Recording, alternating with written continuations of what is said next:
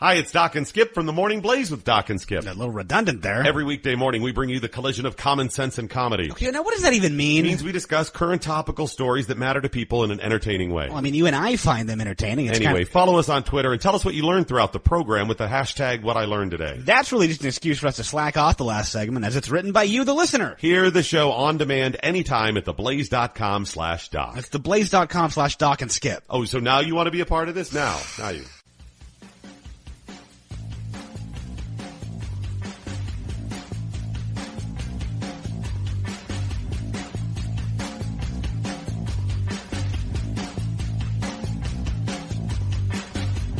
And now, it's time to Stand for Truth with the host of Stand for Truth Radio, Susan Knowles.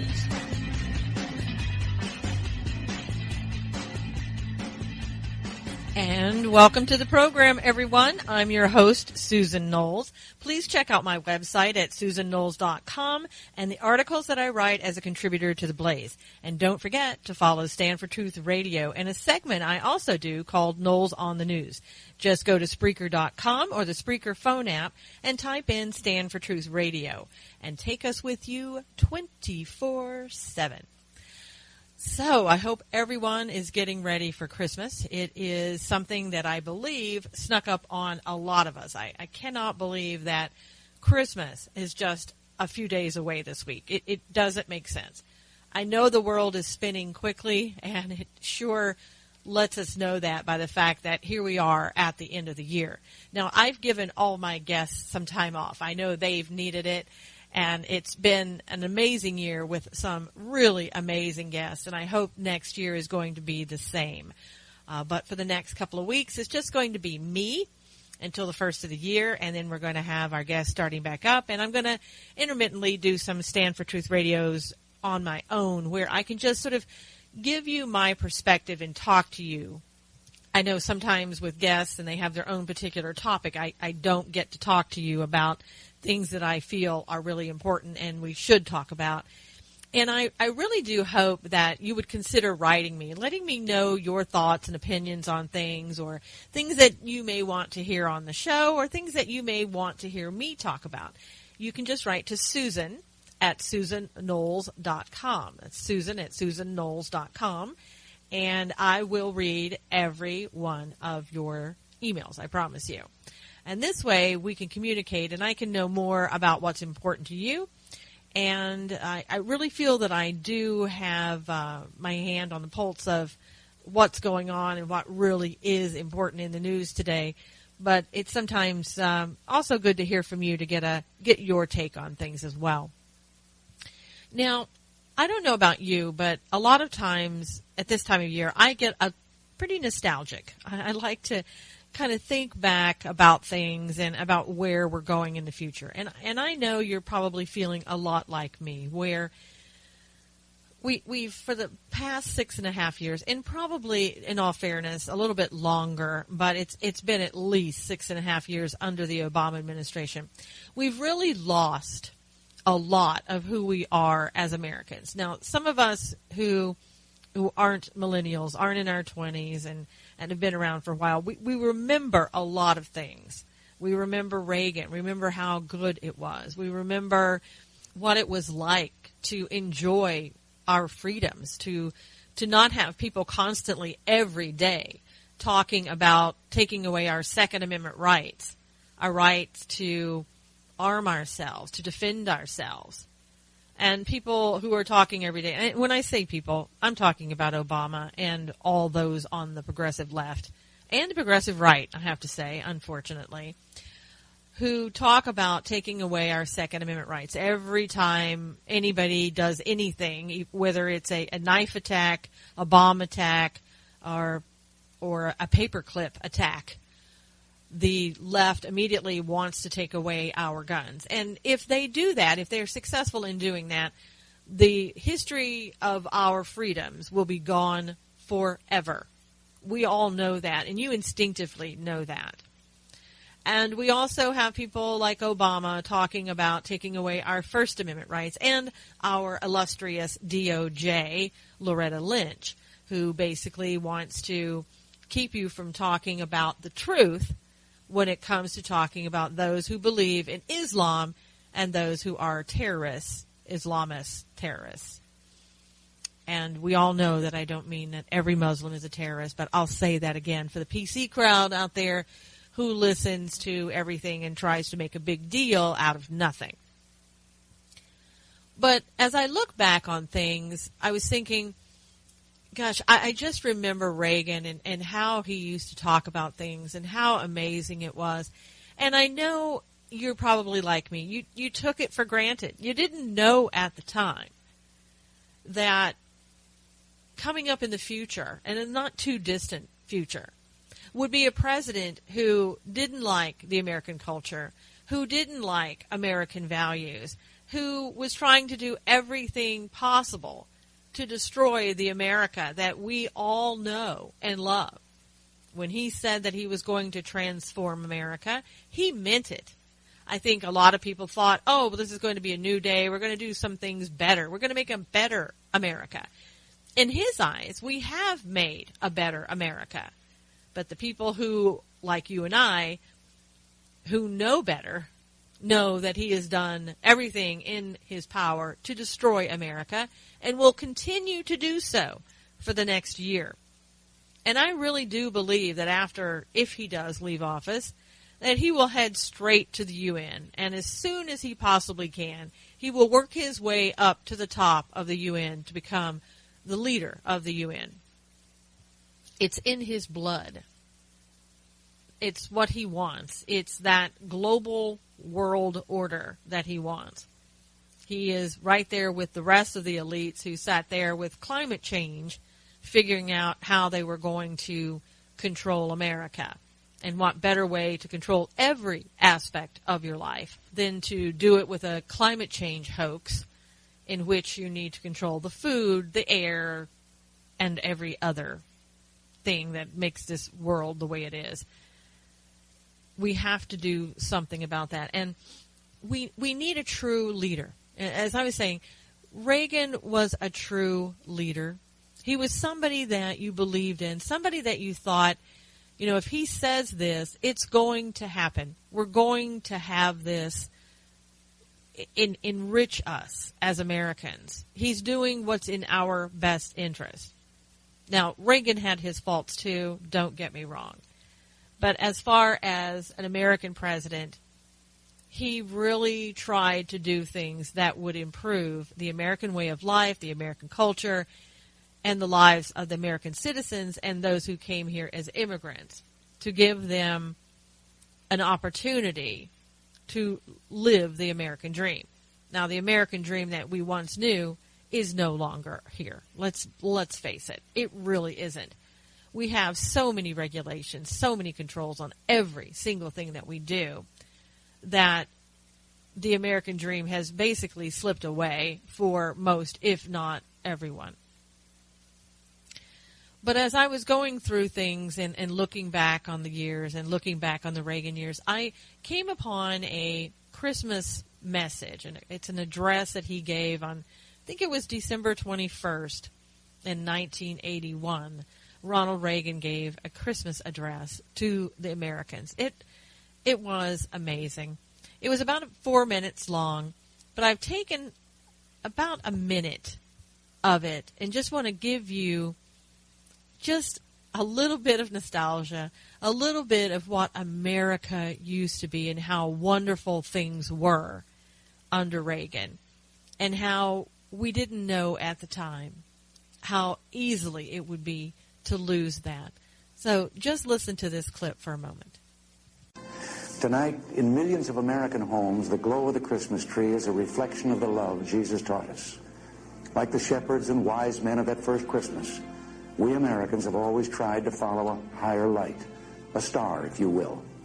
At lonely campfire vigils along the frontier, in the darkest days of the Great Depression, through war and peace, the twin beacons of faith and freedom have brightened the American sky. At times, our footsteps may have faltered, but trusting in God's help, we've never lost our way. Doesn't that just bring back to you incredible memories of a president who actually was in the White House having an address at Christmas time, who could actually say Christmas, who could actually talk about God. I mean, it was amazing. Instead of talking about everybody else's culture, everybody else's religious holiday, and everybody else and why we shouldn't talk about our own American cultural beliefs in Christmas, we actually had a president who sat there and honored it. And I want to know, are there leaders out there now? Do we have a Reagan somewhere?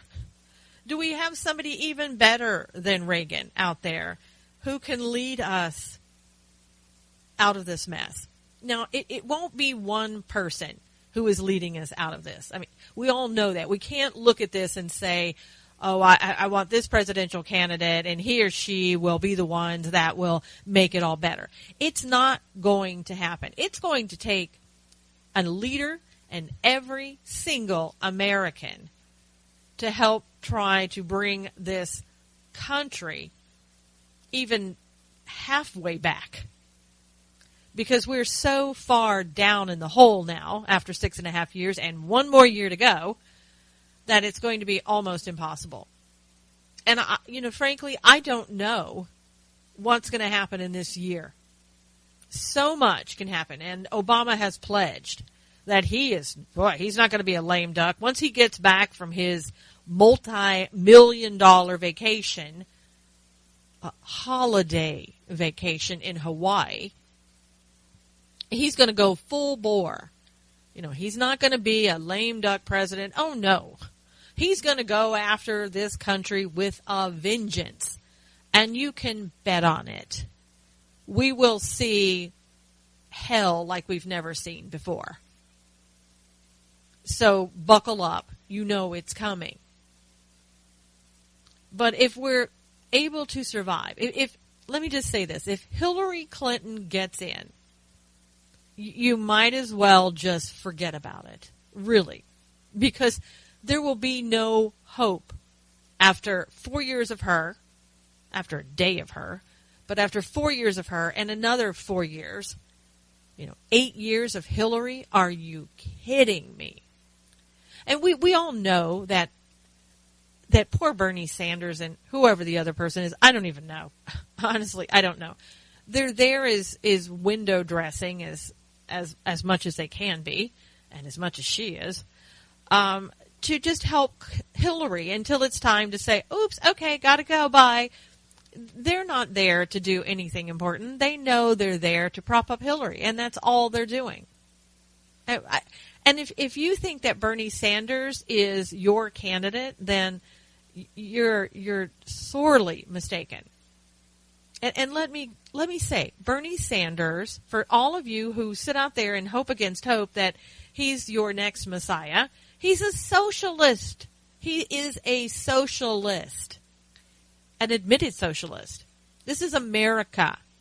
We don't do socialism here. Although people like Paul Ryan, the progressive right, the establishment rhinos, they're all taking us down that road along with the progressive left. With this omnibus bill that Paul Ryan gave away the country, the farm, and everything else with. And Nancy Pelosi, gosh, she's found a new son. And, oh, by the way, Paul, while I'm on the subject of you, get a shave. I don't normally talk about people's personal appearances, but I don't know what he's trying to do. Is this your, I'm masculine now, I'm the Speaker of the House? Or is this, I'm a sympathizer with some other culture? I don't know. I would have to say that I don't like the new look, and maybe it's just because I don't like what you've done. And I keep thinking back about how he said, I'll take this position as long as you go along with what I say and do and you don't try to get me out. Are you kidding me? Once again, we have the progressive elite going around the laws of this country, the spirit of the law of this country, whatever, on and on and on and on. It never seems to stop. But anyway, I digress. In looking for that leader, I want to hear people who sound like they can actually lead this country. I want people who really believe in this country. And that's not Hillary Clinton. That's not Bernie Sanders. Socialists, both of them. Is it Ted Cruz? Is it Donald Trump? You know, one of the things that I like so much about Ted Cruz, and I know there are arguments pro and con, and we've heard all kinds of things, ups, downs, whatever. What's true is that the rhinos, the establishment, hate him. But what I love about him is that he is a constitutionalist. He always has been and always will be. And I really do believe that he loves this country. Unlike Marco Rubio, who, Gang of Eight establishment, showed his true colors years ago, and people want to forget that now and say, oh, but Marco, he's so wonderful.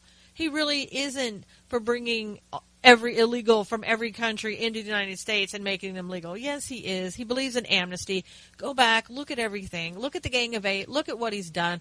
The establishment loves him. They want him to be the next poster child for the GOP, and eventually we'll get rid of Jeb Bush. Now, rumor has it that Jeb Bush is going to throw all of his support behind Ted Cruz. I don't know if that's going to hurt or help Ted, because honestly, I don't think Jeb has any support to throw anywhere. But we can't keep doing the same thing. We can't keep looking at somebody and saying, oh, they're great, without looking at their history, without listening to them. And it seems like we're once again, for those people who are starting to look at Marco Rubio, come on. Let's not do this again. And for all of you who love Rand Paul, I don't even notice that Rand Paul is in any debates anymore. Now, I know you love him. I know you want to see him as a presidential candidate. But so far, he's really done nothing in the debates. Now, that's not to say that he might not be able to come back in the future, but he's done nothing. That's not a really good sign for a presidential candidate. And it's getting really late in the game. But as I was saying, Ted Cruz sounds really good. I've done some looking back into his history, into his childhood, what he was like, what he believed in, and his family history of coming here, his father coming here as an immigrant from Cuba, and really embracing and assimilating, those two words we don't really hear anymore when it comes to immigrants, especially assimilating into the culture of this country.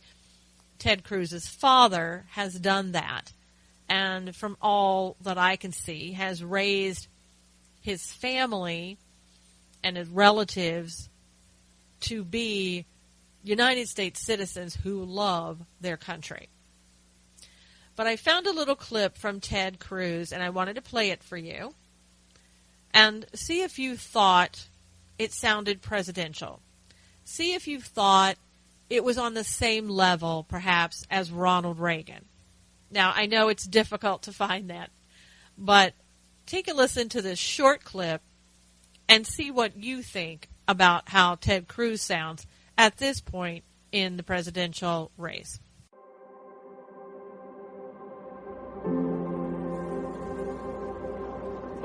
I want to tell you a love story. It's the story of all of us. It's a love story of freedom. It's the story of our founding fathers who fought and bled for freedom and then crafted the most miraculous document, our Constitution. The framers understood that our rights come not from monarchs, but from God. And that those rights are secure only when government power is restrained.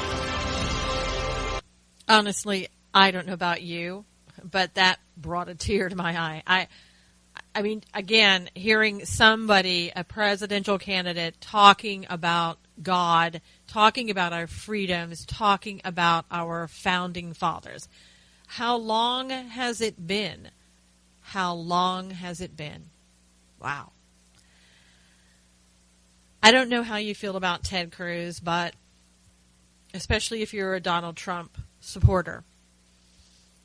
And I think that, a lot of people are looking at it and saying, well, I think Trump Cruz would be a great ticket.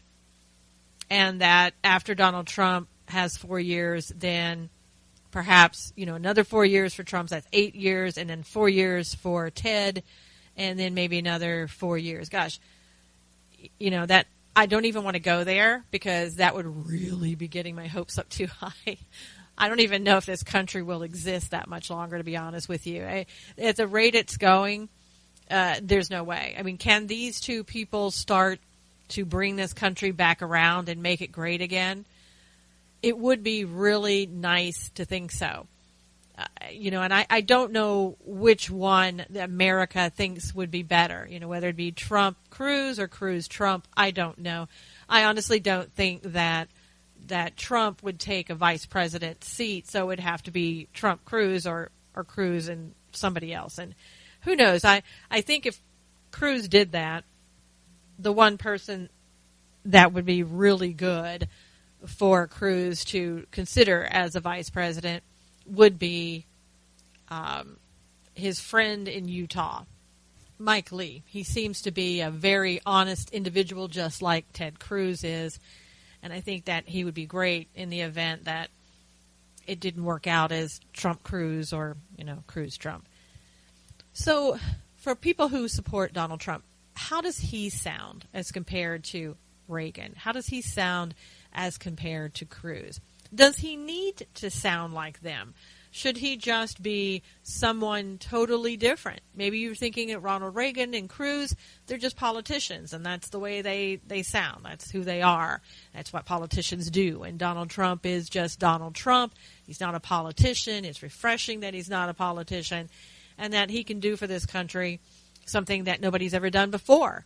And that we need somebody right now in this country who's willing to stand up and say, look, putting political correctness aside, we're in danger here of losing our country. I don't care about your political correctness anymore.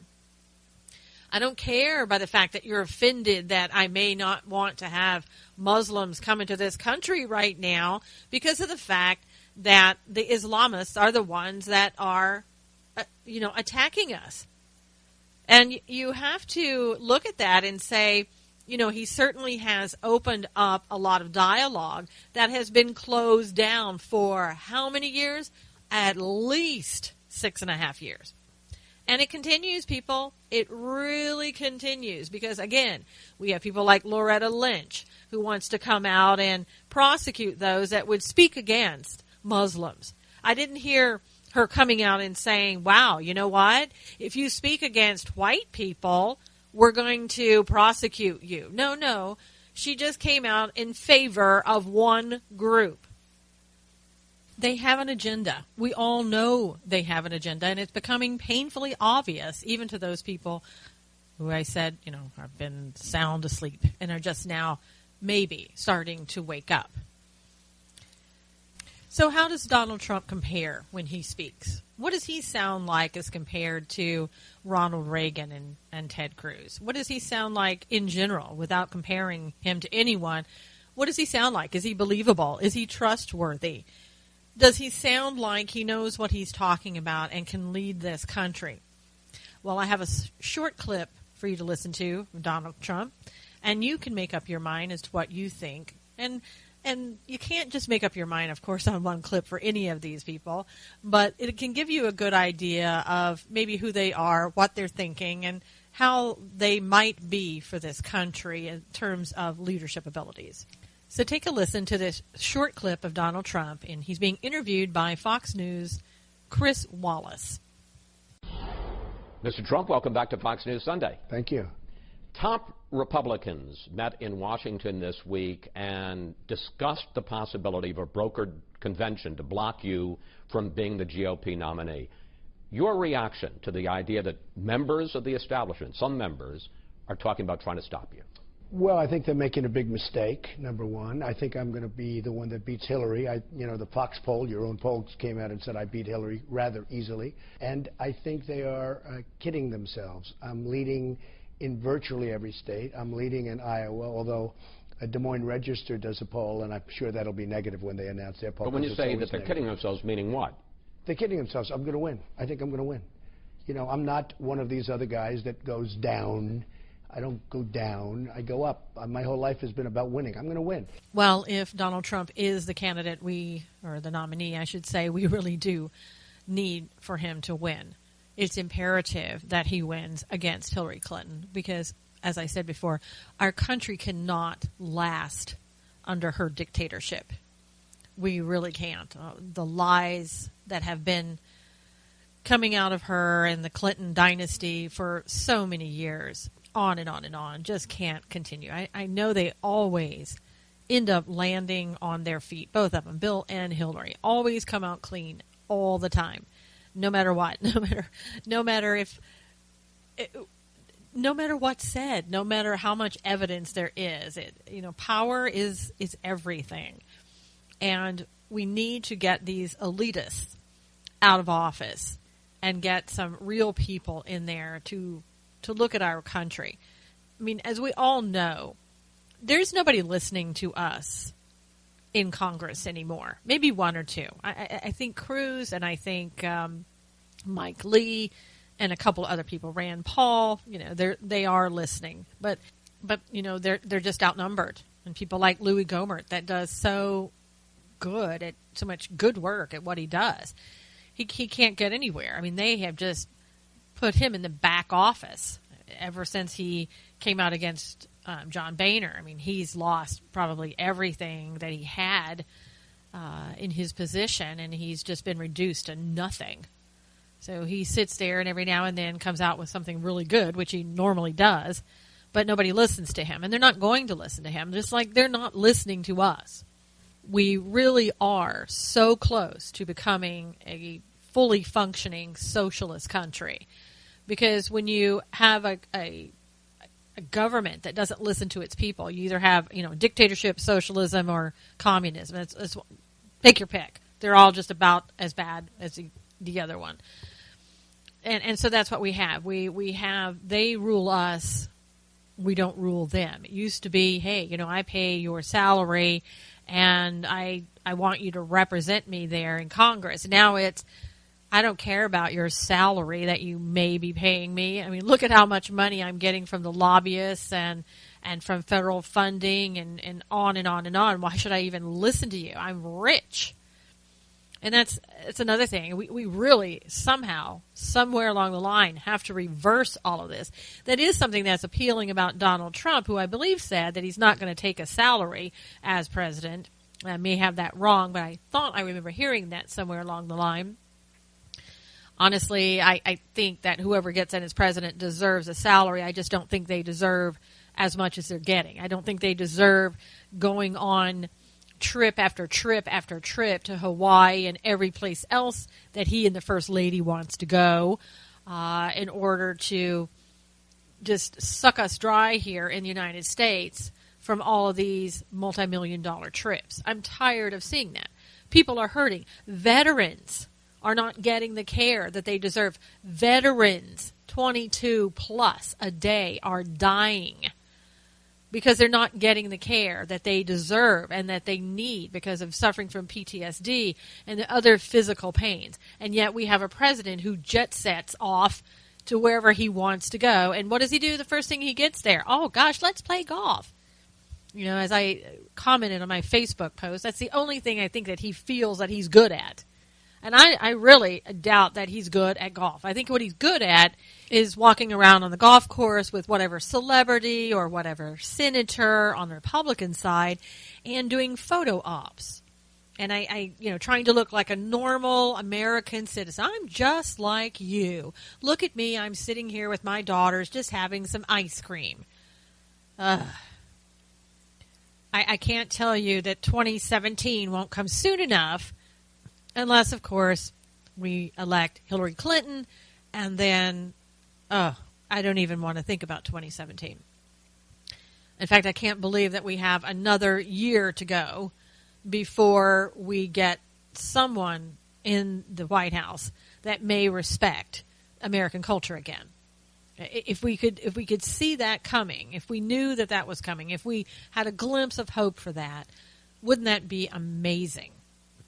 And I think people are holding out hope that Donald Trump, Ted Cruz, somebody like that could lead our country back to some semblance of recognition as an American country, as American culture, of traditional values that we once knew and respected. I will say, though, that people are trying very hard on the progressive left and right to hurt Donald Trump in any way, shape, or form that they can.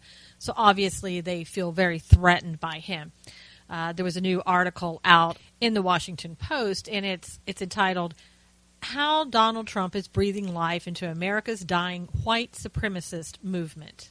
So let me get this straight. Of all things that they could have written about, they wrote about that. So now, not only do they want to make it where Donald Trump is a white supremacist, but you are too, because if you're in favor of Donald Trump at all, then you must be that as well. Don't you love how the left just kind of weaves things in there for you? And I mean, seriously, it's called framing, is what it's called. You might as well know what it is. It kind of takes a meaning of something, reframes it, changes the history of something. So this isn't technically framing, but it's as close as you can get without it actually being framing. That's what the communists used to do. They would say something, sort of make up a lie, say something that sounded, it had a kernel of truth in it, and then they would go back and keep saying it over and over, and then start to change the realities, change the facts of what things were. They haven't done that yet to Donald Trump and gone that far, but they're laying the groundwork right now. You know, even having him on a title of how Donald Trump is breathing life into America's dying white supremacist movement, if you didn't read anything more than just the headlines, then you might think, oh, wow, Donald Trump, he's a white supremacist, he's all for white supremacy, and he's that's part of his campaign. And you'd go on and you would have that impression in your mind. Now, they found the one person, Rachel Pendergraft, the national organizer for the Knights Party, a standard bearer for the KKK, and basically was talking about, oh, you know, you could call Donald Trump our Trump card. It involves, say, walking into a coffee shop or sitting on a train while carrying a newspaper with a Donald Trump headline, and then when somebody looks at it, you can start a conversation and get white supremacy going. Oh, my gosh. I mean, really, they won't stop at just letting him, be his own candidate, letting him go out and prove himself. No. They can't do that. They have to do everything that they can do to make this an uphill battle for him. But, the American public right now, they aren't buying it. And I know there are a lot of people out there who hate Donald Trump and say that everybody's being fooled by Donald Trump and on and on and on. You have to love a person who comes out and just is themselves and says what they mean. And I know there's other things about Donald Trump that people don't like, but what are you going to do? Are you going to not vote for him if it comes down to him and actually vote for Hillary? Or are you going to not vote for him if it comes down to him and just allow the other side to win anyway? I mean, I think there are things that even if you don't like Donald Trump overall and you don't exactly trust him 100%, I think there are things that you can find about him that if you put him side by side with Hillary, you can see that he is by far the better candidate. Is he going to trick us? Has he tricked us? I have no idea. This is the point where we continue to listen, we continue to watch what he does, and we continue to look at some of the strategies he's putting forth. I have said in the past, and I say it again, I want to see more from him. I want to see more specifics from him. I think his tax code is great, and I want to see more of that. I know other candidates really haven't come out and said specifically what they're going to do, and I want him to be able to say what he's going to say, show us what it is that he says he can do for America. Not just say, oh, I'm going to make America great. How are you going to make America great? And I want that from every candidate. How are you going to make America great? It's not enough for you to say, I'm going to make America great. How are you going to do it? It's time. We're getting down to, having too many candidates right now at 9. We need to whittle that down. But we need to start throwing some specifics out there. All of them do. And not wait until you get into the final debates. Do it now. And I really think in Trump's case that would help him a lot, because I don't think people know him that well, other than the fact that he's a businessman. I want to know more about him, and I think people want to know more about him. How can a businessman who doesn't have a political background, which we've seen in the past, how can you? What makes you different? Other than just saying I'm different, show me. I'm not from Missouri, but show me, okay? Show me. I want to know. I want to build up confidence in Donald Trump myself. I really do. If it's going to be a Trump-Cruz type ticket, I want to be really comfortable about who I'm voting for. And I think the American public really does too. And I think we need to just put aside or dispel some of the garbage that we read about him, which is just trying to make him look bad because the Rhino establishment doesn't want him in any way, shape, or form to be in the presidential race right now. It really has ruined everything that they hoped for, everything that they had planned on getting puppet Jeb Bush in there and just having another 8 years of the Bush dynasty going. Donald Trump has gone in there and ruined everything for people like Karl Rove and other people who wanted the same old Rhino establishment. And while I'm on the Rhino establishment, you people out in Arizona, you have got to vote John McCain out of office. Please, please do that this time. Get him out. Let him go on a permanent vacation. Retire him. Okay, back to the story. Had to say that. I'm not from Arizona. If I could vote in Arizona, oh my gosh, would I vote him out? You better believe it. I would have voted him out long ago. But Arizona, you have an opportunity. Like with Kentucky. You didn't do so well in getting Bevin in when he was running, I think, for senator. But you did vote him in as governor, which is great. You did the right thing. You didn't get it right the first time. You got it right the second time. Okay, people in Arizona, here's your chance again. Get John McCain out. Turning to other non-political topics at this point. I don't know if you heard what happened in Las Vegas. I think there's a lot that we aren't being told, and I don't want to sound like a conspiracy theorist, but this is just really odd.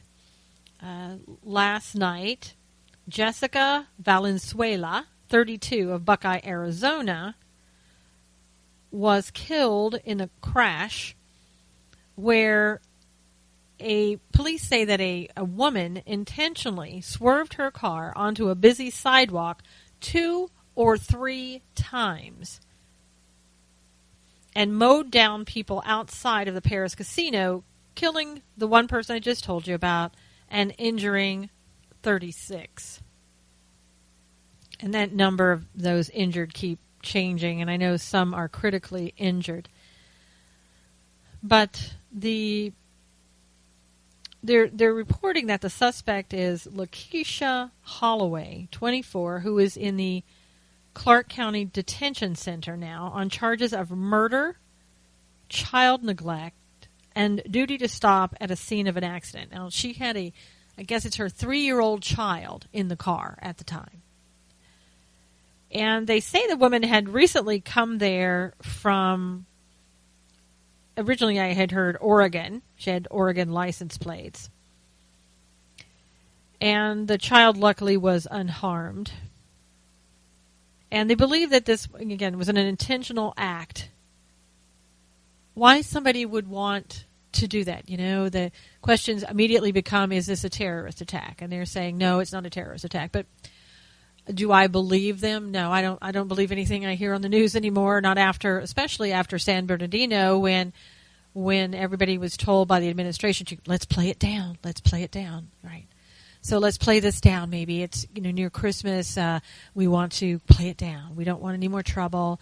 We don't want people being mad at Muslims. We don't want to have to work overtime. in Loretta Lynch's office to try to go out and prosecute people that may be against Muslims. So let's not necessarily tell the truth. This could be all there is. Maybe this woman was just mentally ill. Maybe she was higher than a kite. I know that they did take some blood work. They were saying, of course, we'll probably never hear what the outcome of that blood work was. But usually when you're drinking, you don't usually do it a couple of times and, intentionally ram into people a couple of times. Once, yes, maybe I can see that, or you keep going.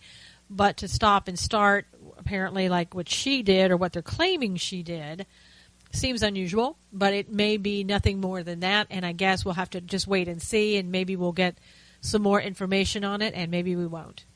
I did have a friend who was in Vegas at the time, and she did post on Facebook that she felt that she had cheated death last night because of the fact that she was right there at the scene of the accident and probably just in the right place at the right time rather than in the wrong place at the wrong time. Now, let me go back just a few more minutes on politics. I know I hate going back and forth sometimes, but politics right now are crucial for us because of the fact that we are under attack by ISIS. We are under attack by potentially those people coming into this country who have not been properly vetted. And some of you have asked me about Marco Rubio and the Gang of Eight and what that was really all about. Was he really for amnesty? Was he against amnesty? On and on and on. What does it all mean? Well, there's an article written in Town Hall by John Hawkins. It's called The Ugly Truth about Marco Rubio and his Gang of Eight amnesty bill. And he talked about how Rubio basically got in because he was a Jeb Bush acolyte who embraced the Tea Party and ran for senator in Florida against Charlie Crist. Crist was the popular sitting governor in the state, and Rubio was thought to be a huge underdog.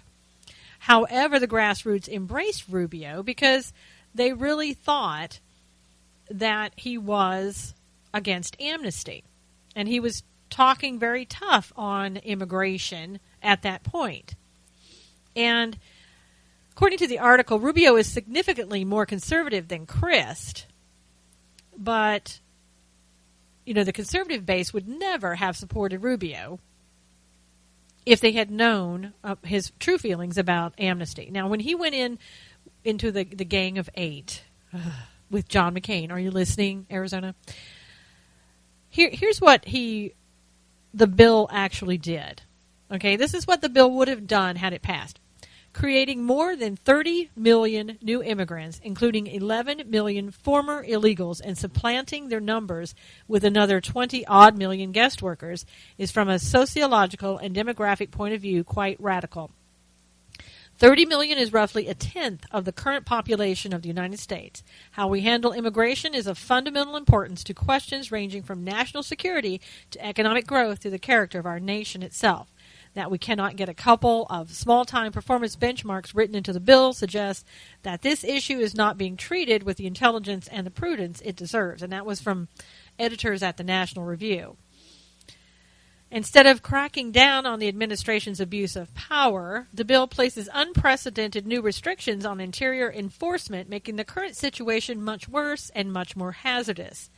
It is if the bill were explicitly written to handcuff law enforcement officials, binding their hands while giving virtually unchecked authority to executive branch officials to prevent future removals, including removals of criminal aliens. And that was written by ICE Council President Chris Crane. Now, it goes on to say, this is from Mark Krikorian, almost every requirement in this bill can be waived by Janet Napolitano. For instance, the time limits on when people can be legalized, the requirements on criminal activity, or even the enforcement triggers. And Rush Limbaugh. Okay, so what does that mean? Republic is at stake? This is a ball game. I remember people saying that about Obamacare. Now they're saying it about immigration reform, and they're both right. In the case of immigration reform, it effectively wipes out the Republican Party. That's what Rush Limbaugh said about the bill that Rubio was involved in with the Gang of Eight. Now, the person who wrote the article goes on to say, now I can't quite agree with Rush there. Marco Rubio's Gang of Eight bill wouldn't have wiped out the Republican Party. It would have just ensured that no Republican to the right of Arlen Specter would ever be elected as president again after it demographically flooded conservatism out of existence in America. So all of you who think that Marco Rubio is the conservative answer to prayer, obviously he is not. And now the article goes on to say, getting beyond the Gang of Eight bill, as late as June of this year, 2015, Marco Rubio was openly saying that he wanted to make illegal aliens citizens. However, today, the article goes on to say, he tries to muddy the waters about the subject by merely saying he thinks illegal aliens should eventually be able to get green cards. Of course, people who have green cards are allowed to apply for citizenship, so it's the same difference over the long haul. Isn't that, again, just changing the definition to get what you want? Now, he also claims to oppose his own Gang of Eight immigration bill today. During his last debate, he said, here's what we learned in 2013. The American people don't trust the federal government to enforce our immigration laws, and we will not be able to do anything on immigration until we first prove to the American people that illegal immigration is under control. And I love how the writer says the funny thing about that is it's very similar to what John McCain said back in 2008. When, like Rubio, he was running for president after his comprehensive immigration bill failed. So in other words, what I'm reading from that is Rubio has learned well from his cooperation, from his allegiance to the Rhino establishment, people like John McCain. He's learned how to say things. He's learned how to say what you want to hear in an election, so that when he's elected, he can go back to what he originally said and do what he originally said he was going to do. And everybody looks at him as, oh my gosh, he would be so great because he's Cuban. He could, have that first Hispanic president. Okay, well, if that's what you want, you got that in Ted Cruz. And if that's all that matters to you, then I guess you will just go ahead and hope that Rubio gets the nomination. I think that if Rubio gets the nomination, you might as well have Jeb Bush in there because it wouldn't surprise me. No, here, let me just predict this. If Rubio gets the nomination, he will pick a Rhino establishment person to run as his VP. You can count on that. I think that Rubio is about as slick as they come in politics today. And hopefully the American public isn't fooled by that. I know people who are probably here in this country illegally, who are like in California, probably hoping they can vote this year or this coming year because of the fact that they now have a driver's license. And let me just kind of, on a side note on that, just because you have a driver's license in California or don't have one doesn't really matter. They don't look at your driver's license anyway. They really don't. They say, find your name on here and go ahead, sign it, and go ahead and vote. I've never had anybody ask me for my driver's license. You don't even have to bring a book or anything else. You just show up. They'll give you everything you need, and you can vote. So don't think that California would be the only state who's going to be out there with illegal immigrants voting. And how are we going to stop that? We haven't so far. We certainly don't want to have the UN coming in to oversee our voting process. But we have an additional problem with that. And people like that, if they're behind Rubio, that's an extra added thing that we have to worry about. So the best thing that we can do is to get Rubio out of the running, expose him for what he is, tell the American public, and hope that the illegal immigrants aren't going to fall for it either. I know that it's an uphill battle on all sides. Really it is. We conservatives spend more time fighting each other and our candidates and nitpicking the good ones rather than going out and figuring out how we are going to win. Our strategy is to get so caught up in fighting each other that we don't have time to worry about a strategy and we lose. I mean, basically, that's what we've been seeing. The fact that people could vote for Obama twice ought to scare the bejesus out of you. Because obviously people aren't listening. People, for the most part, don't care. And if we're not reaching those people and trying to educate them in some way, however you would do it, I mean, in today's world, you'll have to do it in 3-minute sound bites or it's never going to fly. And then it has to be entertaining and, bring in the clowns and offer some free service before they'll even come in and listen. And today, if you're not offering to give away, free this, free that for long-term periods of time or pay somebody's rent or pay their mortgage, I'm not sure anybody's really listening too much. Nobody wants to pay attention anymore, it seems, in a number of cases, unless they're offered something in return. Well, if you want me to do this, then you'd better give me something, because even though I didn't earn it, I want it, and I'm entitled to it. It's pretty bad. I mean, it really is. It's not really laughable. It's so sad that if you don't laugh, you'll just cry about it. But we have to turn this around. We can't continue knowing this and allowing this to continue to happen. And I know I've said this over and over, and I know you're sick and tired of hearing it, but these people have to be voted out in the lower positions before they even get to national positions. They should never even make dog catcher in their own city. Get these people out before they can get to the rise to the top and cause harm to us all. I mean, if you want a perfect example, just look at what happened with Obama. Somebody who came out of obscurity, somebody we don't even know, got in somehow into Illinois and then climbed his way up the ladder with a lot of money to help him get there.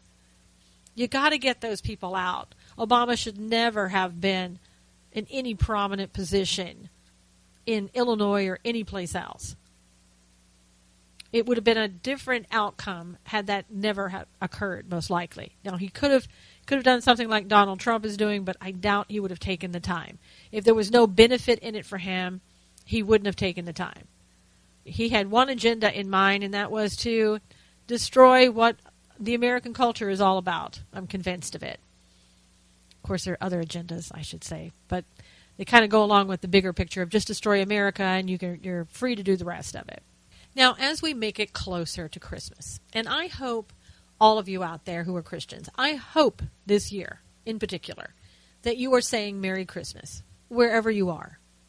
No matter who you're saying it to, it is the holiday of Christmas. That's what December 25th is. It's Christmas. You have the right, the freedom, still have the freedom to say Merry Christmas. And you should be saying Merry Christmas. And if somebody says thank you and Happy Hanukkah, you should say thank you, I appreciate it. There shouldn't be this tug of war on whether or not we can say Merry Christmas and what do we do if somebody says something else to us? Well, it doesn't really matter. What matters is the fact that you say Merry Christmas, that you acknowledge Christ, that you acknowledge that this is what December 25th is all about. And I know that Christ wasn't really born on December 25th, okay? But that's when we celebrate it. And we should all be saying Merry Christmas. I know I said that to a clerk the other day. I said Merry Christmas, and they looked at me as if they wanted to say it, but they knew they couldn't because they might lose their jobs if they said it. Okay, well, doesn't matter. I said it. That's what's important. Now, we have the PC police out again. This time, and I know this is going to shock you, but it was from a liberal at the University of Central Florida, a professor, Terry Fine. She says that she has a solution to avoid being insensitive to absolutely anyone during the holiday season. Oh my gosh. I was so glad to hear that because I was so afraid of offending someone with my own faith and cultural beliefs. Not. Anyway, we always look to the liberal left when we need a solution, don't we? When we need to know what we should do and how we should act and what kind of control we should put on this or that, we could always turn to the liberal left to give us great advice. She says that instead of wishing someone a Merry Christmas, a Happy Hanukkah, or even Happy Holidays, because gosh, Happy Holidays could be offensive because does everybody have a holiday now? Is December a holiday for everyone or just some privileged people? We're not really sure now, are we? So we have to just make sure that we're not offending anyone. So instead of saying all that, let's just say Happy Federal Holiday. Isn't that amazing? So I wonder if we could extend that throughout the entire year. So instead of George Washington's birthday, we could just say Happy Federal Holiday. And let's see, instead of, what's another one? Dr. Martin Luther King Jr.'s holiday. We could just say Happy Federal Holiday, everyone.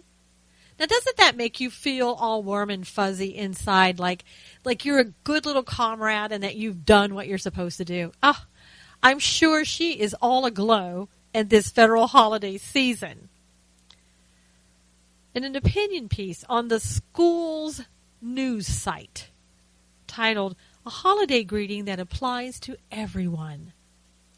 I don't know. I think that her title is offensive to me because she used the words holiday greeting. Again, not everyone's having a holiday in December. We have to remember those people. Now, here's what she said. In our efforts to be inclusive, we show cultural insensitivity both by equating one major holiday, Christmas, with a minor holiday, Hanukkah, and failing to recognize that diversity includes those who celebrate neither holiday. Really? Wow. Here's what I say. Why don't you find something else to do? I will celebrate my holiday. It's called Christmas. It's after Jesus Christ. I will celebrate it along with all other Christians who are not doing it to exclude, but who would love to include everyone into their holiday of Christmas that would like to be included. We will celebrate it as is our God-given right to do so. She went on to say, as long as we live in the United States, these federal and state holidays impact us equally, so we might as well celebrate them equally too. Wow. If you send your child to that school, the University of Central Florida, I'm sorry. You're wasting your money. And anybody that sends their child to a liberal college, I'm sorry. You're wasting your money. If you want your children to come out saying these things, believing that they don't have a right to embrace their own culture, to embrace their own religion, to talk about their own religion, then I'm sorry, you've wasted your money. This isn't an Islamic-ruled country where we can only talk about one religion. We are free to talk about all religions. It doesn't offend me if somebody talks about Hanukkah. It doesn't offend me if somebody talks about Kwanzaa or any other holiday that they celebrate or don't celebrate or just want to talk about. It doesn't bother me. And I don't think it bothers any other Christians. But you're not going to stop me from talking about my faith, my religion. So, Ms. Fine, let me say that I wish you a very Merry Christmas and a Happy New Year. And speaking of Christmas, I hope all of you are really taking this time this week to enjoy the real meaning of Christmas. What we have failed to really look at in the past sometimes is the real meaning of Christmas. We are on the verge of losing our ability to celebrate Christmas and to be a Christian in this country. And we really need to get back to basics, and that is the focus on Jesus Christ. So this Christmas, I hope that you will enjoy each other, that you will remember what the season is all about and that Jesus is the reason for the season. It isn't about buying presents. It isn't about what you can do to, help yourself. It's about serving others. It's about focusing on God, and it's about celebrating the birth of Jesus Christ. I thank you so much for listening this year. I'll be back on Thursday with a Knowles on the News. But until then, have a very Merry Christmas.